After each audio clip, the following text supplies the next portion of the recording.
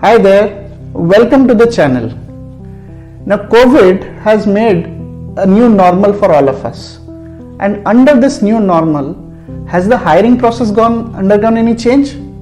Well, the biggest change we see is the movement from the traditional physical face-to-face interviews to the virtual ones. In this video, I am going to talk about virtual interviews and how to prepare for virtual interviews. I will share some tips and tricks to prepare for virtual interviews so that the next round of interview that you undergo, you can appear them very confidently. If you like the content in our channel, please like, share and comment and subscribe as well. So stay tuned till the end. So let's get started. So amidst this changing scenario, I am going to give you 5 tips or 5 strategies which will help you make yourself better prepared for attending virtual interviews.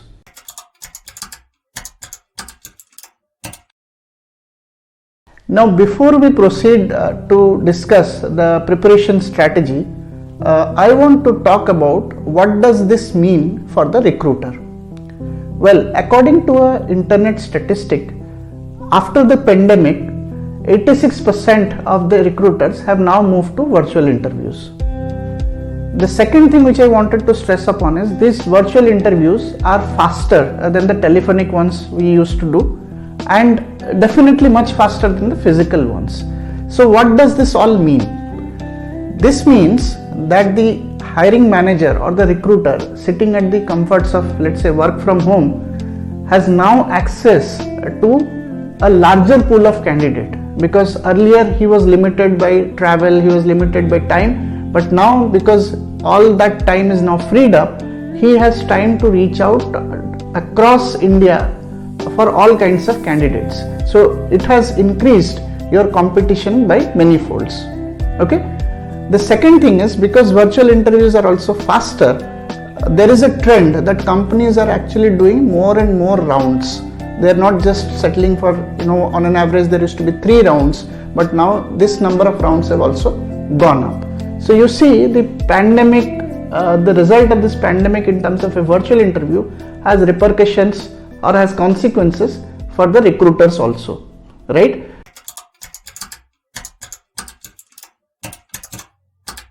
Now what does this mean for the candidates? Of course, if the recruiter has now access to bigger talent pool, it means enhanced and increased competition. Second, if the virtual interviews are faster, then of course it also means that there will be more rounds for the candidates, right? So you need to be more prepared for more rounds. So for a fresher, more rounds could be more of these online tests like psychometry, etc., which used to happen. It might just get augmented with more online tests.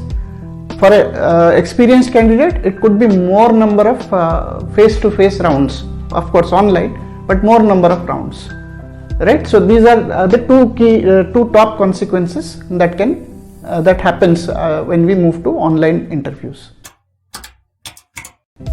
Tip number 1, be punctual. Log in 5 minutes early into the virtual meet. Now if you look at how it used to happen, so let's say earlier it used to be like let's say it's an off-campus interview, then anyways you will go at the venue and wait. So there is no chance that you would get late going to the panel. Similarly, if it's a on-campus job, then there are coordinators in the college who ensure that you go to the panel on time. But in a virtual interview, there is no such luxury. The onus is completely on you. So you have to ensure that you log in 5 minutes early.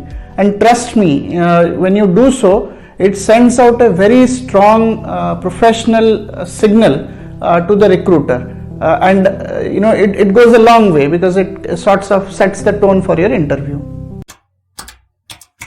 Tip number 2, this is related to the infrastructure. So basically the place where you sit has to be calm and quiet. It has to have the adequate light falling on your face.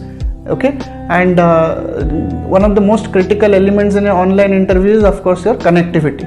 So you need to ensure that your connection is good, it's not patchy where from you are taking this interview. One of the tips I can share here is So if you are giving this interview over a broadband and there is a possibility of power failure, you are actually better off latching on to tethering onto your mobile phone. That way you ensure that you don't drop off in between the interview calls. Which is very critical. Tip number 3. This is where you need to dress up as if it is just like any other physical interview. So lot of interviews I have seen where people just wear the blazer and down they wear a short, which is not what you should do, because you never know, knowingly unknowingly you might get up sometime, and that's when it won't look professional. So you dress up just like as if it is a physical face-to-face interview, and trust me, you'll also feel the part. When you dress up completely, you feel the momentum within you as well. So this is a very critical step that you need to also take care. Tip number 4. Needless to say, put your mobile phones on mute or flight mode, or whichever way you want. So the idea is to stop those hundreds of notifications that keeps pouring because we have downloaded so many apps, right? It's very distracting, and it is actually another point which people often miss out before going to a virtual interview. They tend to forget to silence their phones. And this generally doesn't happen when you are going into a physical interview, face-to-face interview.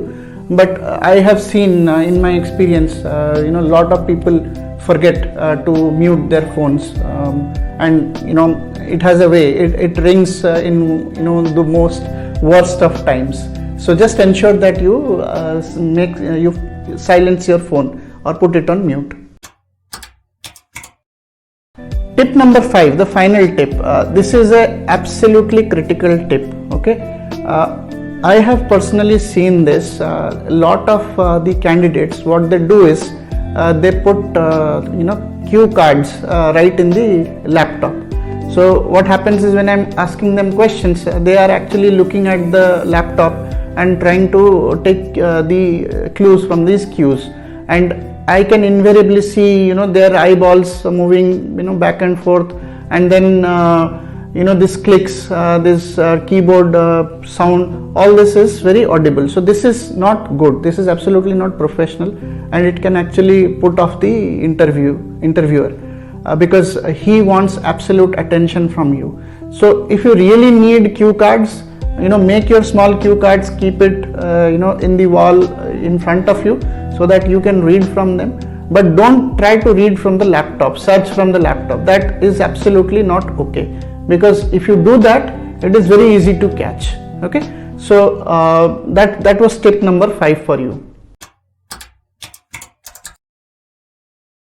I'm sure the 5 tips I shared with you for attending or for preparing your virtual interviews will be very handy and will help you to go out and face the virtual interviews much more confidently. Again, if you like the content in this channel, please feel free to like, share and subscribe, and do let us know if there is any specific content that you want us to make by writing that in the comment section below. We will be more than happy to make content on that. So thank you so much for watching the video till the end.